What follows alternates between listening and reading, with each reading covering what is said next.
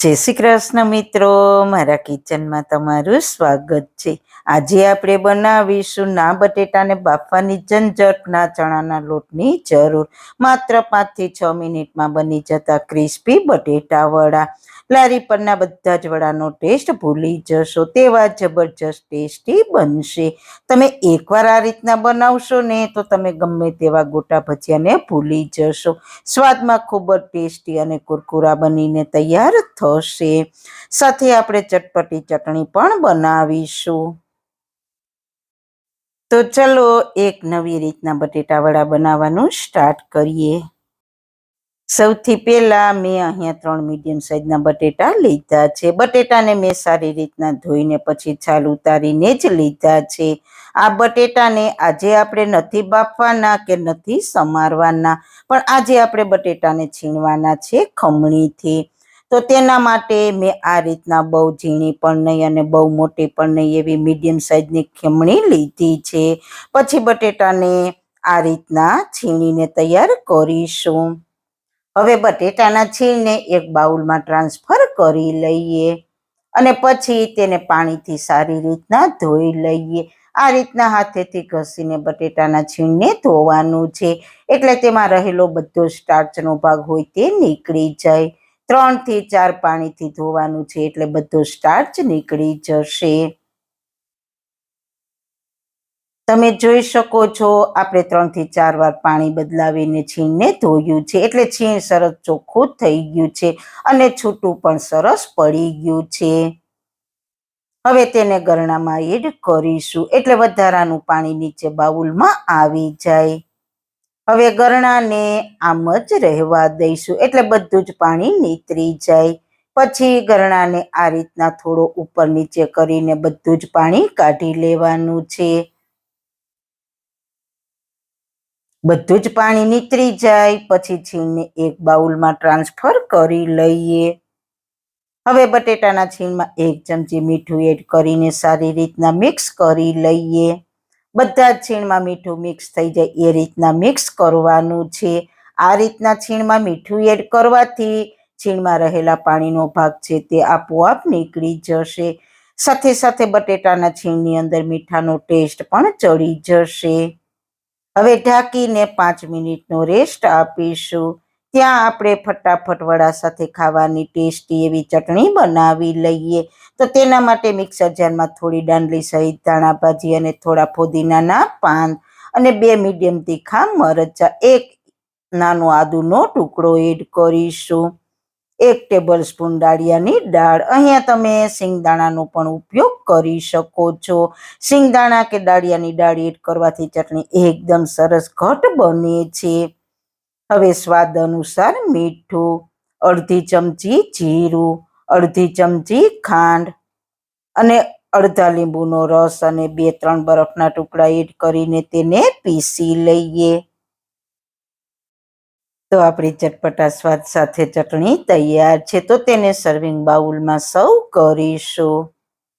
5 minute પછી જોઈએ તો બટેટાના છીણમાંથી પાણી નીકળી રહ્યું છે। છીણમાં થોડું મીઠું એડ કરવાથી વધારાનું બધું જ પાણી રિલીઝ થઈ જાય છે। હવે છીણને હાથમાં લઈને બંને હાથથી આ રીતના પ્રેસ કરવાનું, એટલે બધું જ પાણી નીકળી જશે। જેટલું પ્રેસ કરીને નીકળે તેટલું બધું જ પાણી કાઢી લેવાનું છે।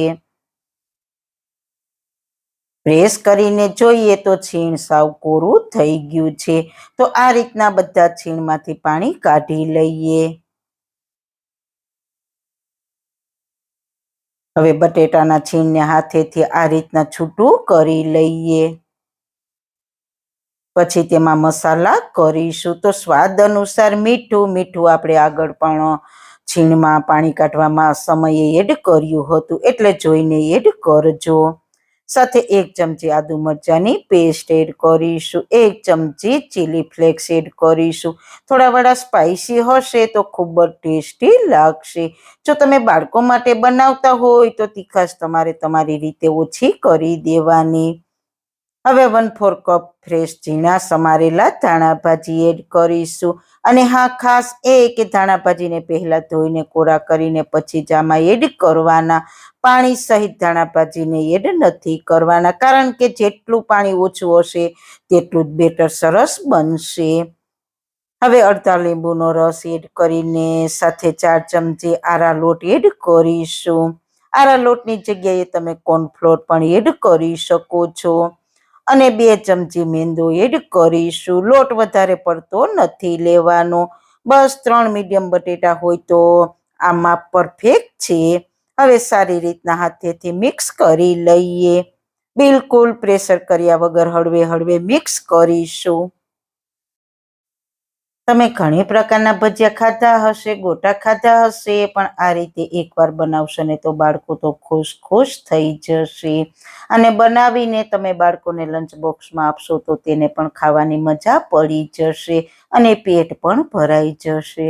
તો આપણે હળવા હાથે સારી રીતના મિક્સ કરી લીધું છે. હવે થોડું મિશ્રણ હાથમાં લઈને તેને હળવા હાથે વડાનો શેપ આપીશું. બિલકુલ પ્રેસ નથી કરવાનું. તમારે જેવડી સાઈઝના વડા બનાવવા હોય તેવડા તમે બનાવી શકો છો. ચોઈસ મિત્રો તમારી પાસે છે. તો આ જ રીતના બધા જ મિશ્રણમાંથી વડા બનાવીને તૈયાર કરી લીધા છે. હવે વડાને તળવા માટે મેં પહેલા તેલ ગરમ થવા માટે રાખી દીધું હતું. તેલ ગરમ થયું છે કે નહીં તે ચેક કરવા માટે થોડું બેટર તેલમાં એડ કરીશું. તો બસ આવું મીડિયમ ગરમ થાય એટલે આપણે તૈયાર કરેલા વડાને તેલમાં એક પછી એક એડ કરતા જઈશું. વડા તેલમાં એડ કરીને તેને બિલકુલ હલાવવાના નથી. 1 મિનિટ થાય પછી તેને ચમચીથી થોડા હલાવીશું આ રીતના, એટલે બધા વડા છૂટા પડી જાય. ગેસની ફ્લેમ આપણે મીડિયમ રાખીશું. થોડા તળાશે એટલે આપોઆપ છૂટા પડી જશે. હવે સાઈડ ફેરવતા રહીને બધી જ બાજુથી તળી લઈશું, એટલે બધી બાજુ એક સરખો ગોલ્ડન કલર આવી જાય. સતત આ રીતના ફેરવતા રહીશું. અને તમે બટેટા વડા પણ કહી શકો, બટેટાની કચોરી પણ કહી શકો. આમાં આપણે બેટર બનાવવાની કે વધારે મસાલાની ઝંઝટ વગર ખૂબ જ ટેસ્ટી બને છે. વરસતા વરસાદમાં આ વડાને ખાવાની ખૂબ જ મજા આવે છે. ધીરે ધીરે તમે જોઈ શકો છો ગોટા તળાય છે તેમ તેમ તેનો કલર પણ ચેન્જ થતો જાય છે. અને તળાતા 5-1 મિનિટનો ટાઈમ લાગ્યો છે. ગોટા સરસ ગોલ્ડન કલરના થઈ ગયા છે તો તેને જારા વડે પ્લેટમાં લઈ લઈએ. તો સાંભળો છો ને ક્રિસ્પી અવાજ? આ જ રીતના આપણે બધા જ વડાને તળીને તૈયાર કરી લઈએ. પછી તેને ચટણી સાથે સર્વ કરીશું. તો આપણા એકદમ ક્રિસ્પી અને ખાવામાં ટેસ્ટી બટેટા વડાને પણ ભૂલાવી દે તેવા ક્રિસ્પી વડા તૈયાર થઈ ગયા છે.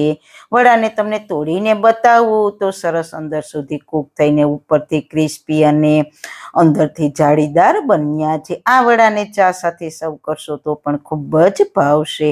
તો જરૂર એકવાર ટ્રાય કરજો.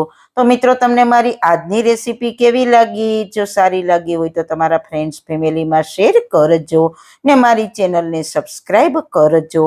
ફરી મળીશું એક નવી જ રેસીપી સાથે, નવી વાતો સાથે. ત્યાં સુધી બધાને મારા જય શ્રી કૃષ્ણ. વાળના તમામ પ્રકારના પ્રશ્નો સોલ્વ કરતું 42 જડીબુટ્ટીઓથી બનાવેલું ઔષધિ તેલ, જે અમે લોકો જાતે જ ઘરે તૈયાર કરીએ છીએ, કોઈ પણ કેમિકલ્સના ઉપયોગ વગર. બિલકુલ નેચરલ છે. 42 જડીબુટ્ટીઓ ભેગી કરીને લોખંડની કડાઈમાં ઔષધિ તેલ તૈયાર કરવામાં આવે છે. જો તમારે ખરીદવું હોય તો તેના ઓર્ડર અમે લઈએ છીએ. ઓર્ડર કન્ફર્મ કરવા માટે વોટ્સએપ નંબર સ્ક્રીન પર જોઈ શકો છો. જો તમારે આ તેલનો પૂરો વિડીયો જોવો હોય તો તમને આ ચેનલ પર મળી જશે અને ડિસ્ક્રિપ્શન બોક્સમાં લિંક પણ મૂકેલી છે.